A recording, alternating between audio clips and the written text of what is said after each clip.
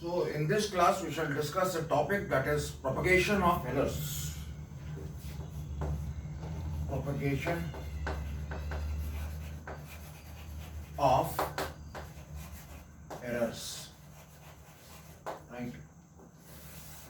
If you are doing any experiment, it involves several measurements. Suppose we are measuring the height of a statue. Suppose that statue is placed on a stone. So this is the stone. On the top of this stone there is a statue. So this is the statue. So we are measuring the height of this statue above the ground in two stages. In the first stage we will measure the height of the stone. Say it is A. And in the second stage we will measure the height of the statue from the stone. Say it is B. So when we measure A, there will be some error. And when we measure B, there will be some error in the measurement of B also. So total height can be represented like this. Say it is Z, and that is equal to A plus B. That is from the ground. Now, suppose the error in the measurement of Z is delta Z. Then we can write instead of Z, Z plus minus delta Z. Suppose error in the measurement of A is delta A. So instead of A we can write A plus minus delta A. And for instead of B we can write B plus minus delta B.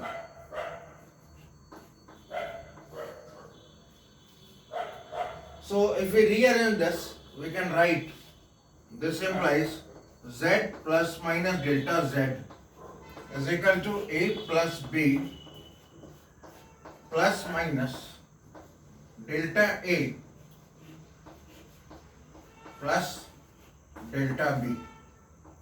We can also write like this.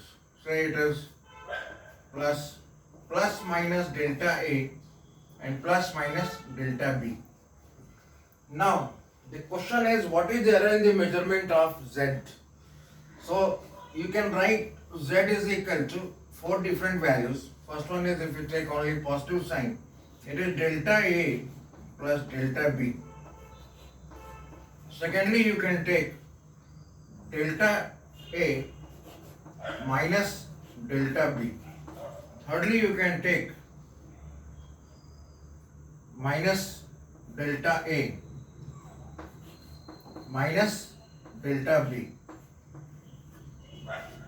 And lastly, you can take minus delta A plus delta B. So this can be the values of Z. Now the question is, which one will give the maximum value? We take maximum error. So maximum error can be given over here and it can be given over here. So this can be the maximum error. So for delta Z, we can write like this. Delta Z is equal to plus minus delta A plus delta B. Or simply you can write delta Z is equal to delta A plus delta B. You may write like this. Now, so whenever we have a quantity that is sum of two different quantities, then the maximum error that will appear in the final measurement will be the error in the measurement of the first quantity plus error in the measurement of the second quantity. So you can write Z plus minus delta Z like this. That is A plus B plus minus delta A plus delta B. So this will give you the final value. So based on this, we will solve a numerical problem.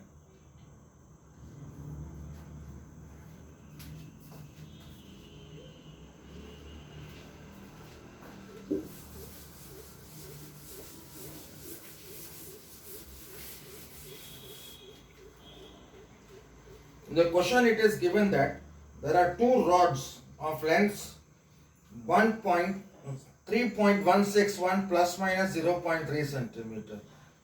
So the length is given as 3.161 plus minus 0.3 centimeter.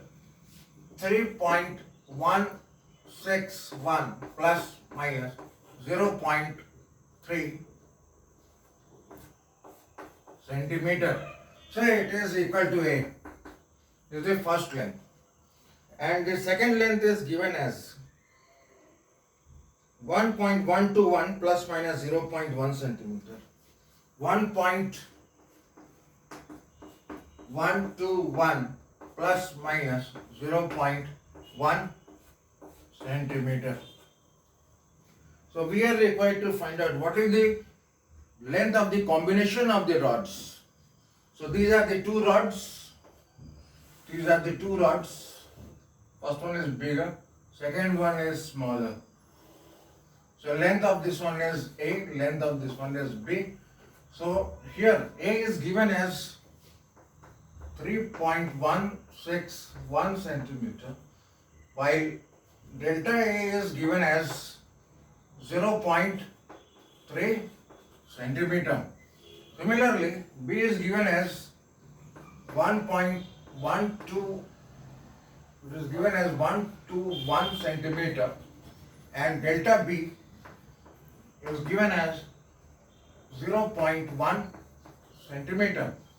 So we are required to find out what is the length of the combination of the rods when they are joined with each other.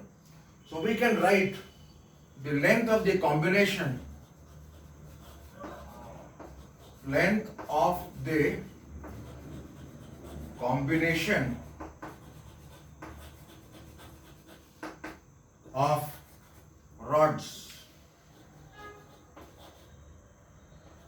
is equal to L plus minus delta L, and that is equal to, you can write it as A plus B plus minus delta A plus delta B.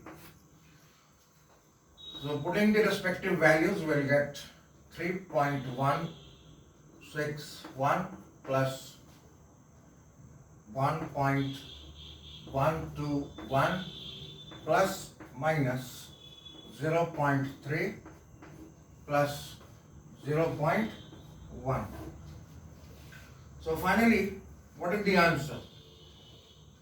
So you will get the final answer after calculating this. So if you calculate this, you will get this equal to 4.282. 4.282 plus minus 0.4 centimeter. This is how we have to report. So we have seen the situation when the quantity is the sum of two different quantities. So each of these quantities contribute to the error. Similarly, suppose there is a physical quantity which is the difference of two different quantities.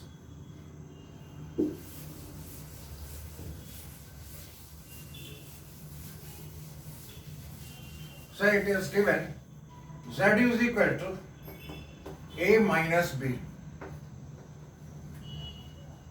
So we can write here the error in the measurement of Z, that is delta Z.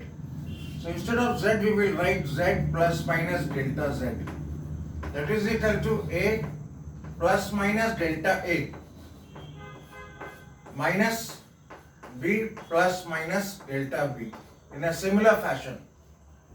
So this can be written as A minus B plus minus, or you can write plus minus delta A plus minus delta B. So now this A minus B is equal to Z. So Z plus delta Z is equal to this quantity. Now Z is equal to A minus B. So we can cancel out this part and this part. So we have got here delta Z. So delta Z can have four different values. What are the four different values? These are delta A plus delta B. Then we have delta A minus delta B. Then we have minus delta A minus delta B. and lastly we will have minus delta A plus delta B. Out of these values, we have to take the maximum error. Maximum error can be obtained from here and it can be obtained from here. So instead of delta Z, you can write delta Z is equal to plus minus delta A plus delta B. So what will be your final answer? So you have to write Z plus minus delta Z is equal to A minus B plus minus delta A plus delta B.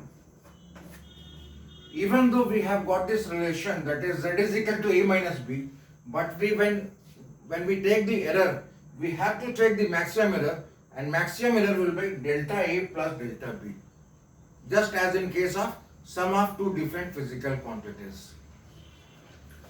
So on basis of this theory, we will solve a numerical problem.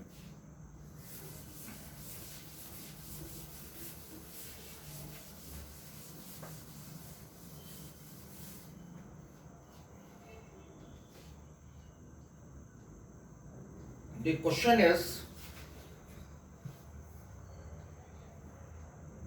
the initial and final temperatures of a liquid in a container is observed to be 76.3 plus minus 0.4 degrees centigrade. Suppose the initial temperature is given to us.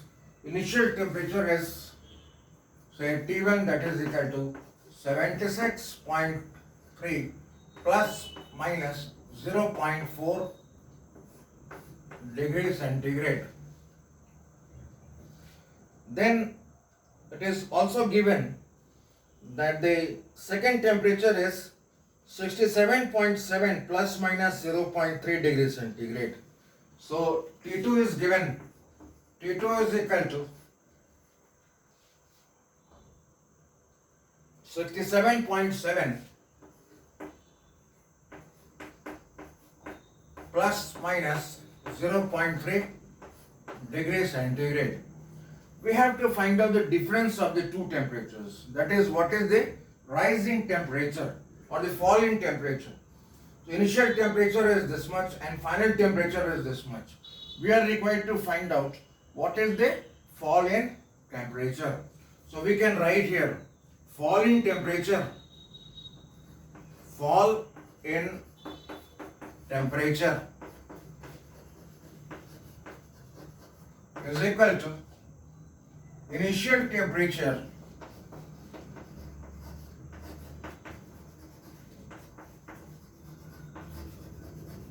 minus final temperature. Now put the values. What is the initial temperature? That is 76.3 plus minus 0.4 minus final temperature is 67.7 plus minus 0.3 degrees centigrade. Okay, now what you have to do is take this one and this one together. If you take this one and this one together, you will get 76.3 minus 67.7 plus minus. Now you have to add up this and this, because this is the error in the measurement of T1 and this is the measurement in the measurement of T2. So if you add up these two, you will get 0.4 plus 0.3. So after calculations, what do you get? So 13 minus 7 is 6. Then 5 minus 7 is 15 minus 7, that is 8. Then here 6. Okay. So 8.6 plus minus. What do you have to write here? 0.4 plus 0.3. So that is 0.7 degree centigrade. So this is the falling temperature. Now let us come to a situation when the two quantities are multiplied by each other. Suppose there is a quantity Z and that is given as A multiplied by B. In that case, we will say how the error propagates.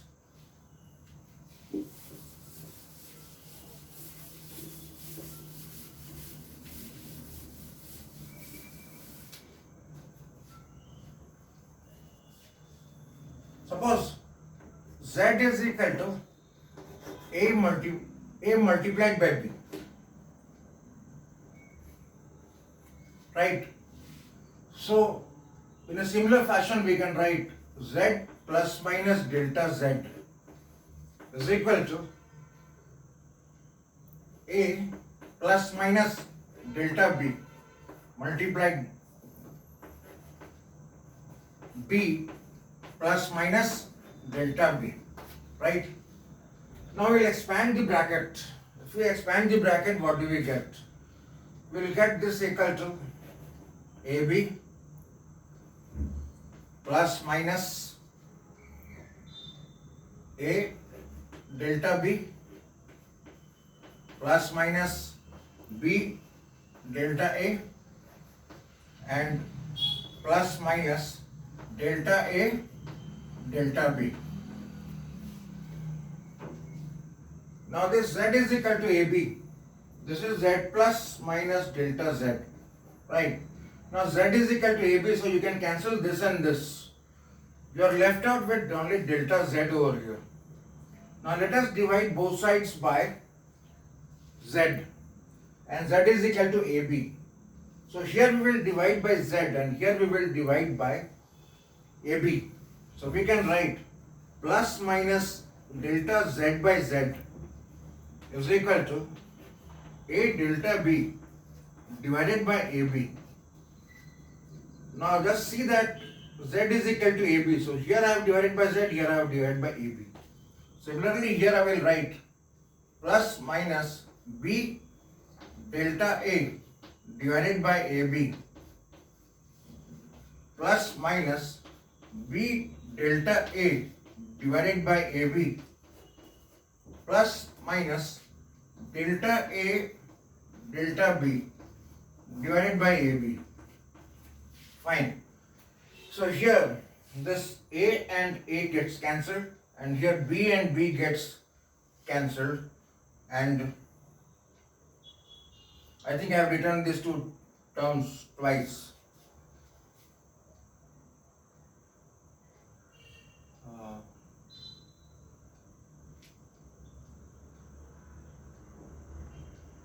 Okay, so you are getting this, we are getting this expression. I've written this one twice, I'll rub it off. Okay, so what you are observing here is plus minus delta Z by Z is equal to delta B by B plus minus delta A by A plus minus delta A delta B upon AB. You see, this delta is a very small quantity and delta B is also a very small quantity.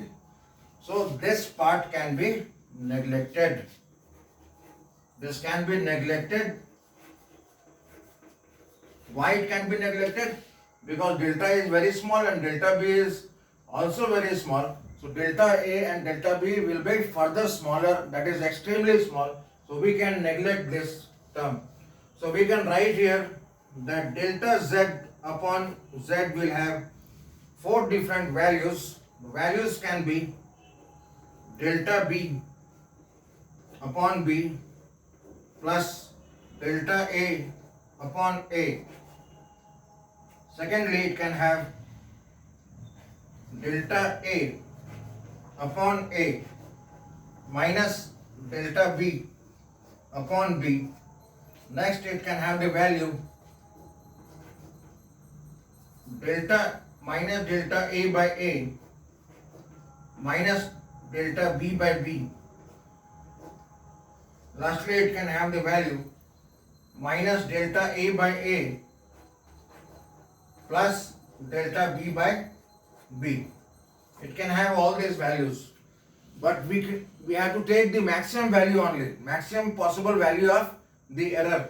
In order to take the maximum possible values of error, we'll see what are the different extremes which the values can acquire. So this is one of the extreme and this is another extreme. So this delta z can be delta z upon z.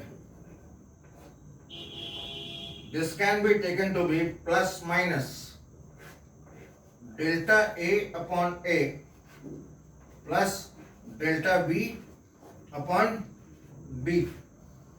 So what do we conclude over here? What is delta Z by Z?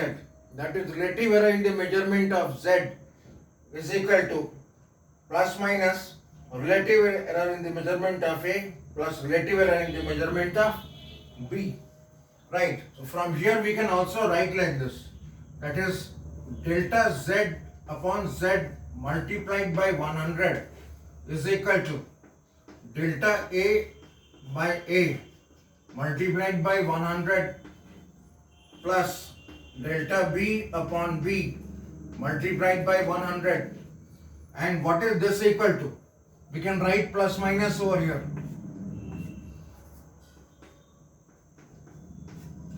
What is this equal to? Delta Z by Z multiplied by 100 is percentage error in the measurement of Z.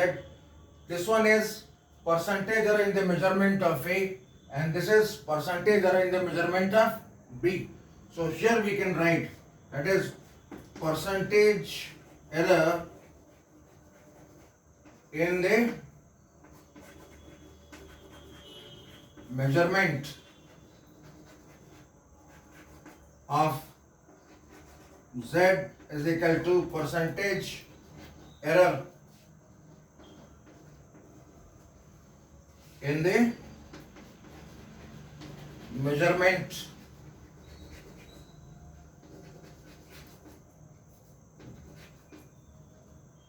of A plus percentage error in the measurement of B. Right? Okay. So next we can proceed on.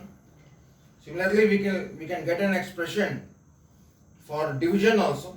But before that, we shall solve a numerical problem based on the multiplication portion.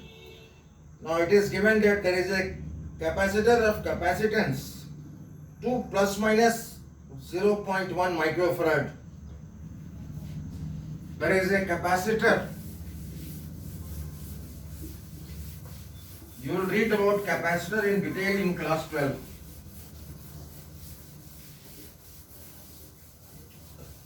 So it is given that there is a capacitor of capacitance 20 plus minus 2 into plus minus 0.1 microfarad. 20 plus minus 0.1 microfarad. Then it is mentioned that the capacitor is charged to a voltage of 20 plus minus 0.2 volt. So V is equal to, so V is given as 20 plus minus 0.2 volt. 20 plus minus 0.2 volt. Take this one as 2.0. So what will be the charge on the capacitor? So what is the charge on the capacitor? Right. You have the formula. The charge on the capacitor is equal to C multiplied by V. Now we can write here. This implies directly we can write here. Or I'll tell you one more method how to do it. We'll take log on both sides. We'll take log on both sides. So we can write here log Q. That is equal to log CV. Or we can write log Q is equal to log C plus log V, right? Now we will differentiate both sides. So we can write here differentiating both sides. Differentiating both sides we will get. If you differentiate log Q with respect to Q, what do you get? You will get 1 by Q. And if you differentiate Q, you will get delta Q. So you can write like this. Similarly, here, if you differentiate log C with respect to C, then you will get 1 by C. And if you differentiate C, you will get delta C. Similarly, here also, you will get the expression delta V by V. Right? So, in the question it has been asked, what is the charge on the capacitor? Now you see this is C, this is delta C, this is V and this is delta V. So, putting the respective values, we can write here, this implies delta Q upon Q is equal to, what is delta C? Delta C is 0.1. So write here 0.1. Then what is C equal to? C is equal to 2. So write here 2. Plus, what is delta V? Delta V is 0.2. So write here 0.2. And what is V? V is equal to 20. So write here 20. So if you calculate this, you will get the value of delta Q by Q. So how you will get delta Q? You will get delta Q like this. Delta Q is equal to Q multiplied by this quantity, that is 0.1 divided by 2 plus 0.2 divided by 20. And what is the value of Q? Q is equal to C into V. That is what I mentioned here. Q is equal to C into V. So right here C into V multiplied by, now you can calculate. So this is 1 by 20 plus this is 2 by 200. So what is C and V?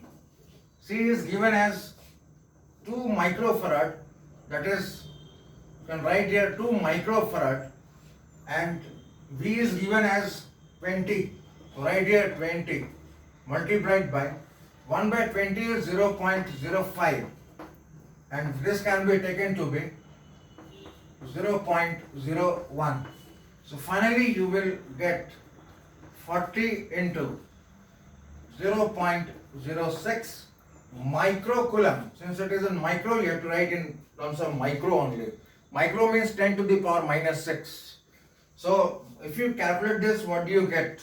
You will get this as 0.24 microcoulomb. So this is the value of delta Q. So how exactly are you going to report what is the value of Q? You can write here Q plus minus delta Q is equal to, Q is, we have already calculated the value of Q, that is C into V. What is C into V? I have written over here. C into V is 40 microfarad plus minus delta Q. What is delta Q? Delta Q is 0.24. So write here 0.24 microfarad. This can be your final answer. So you have understood how we can calculate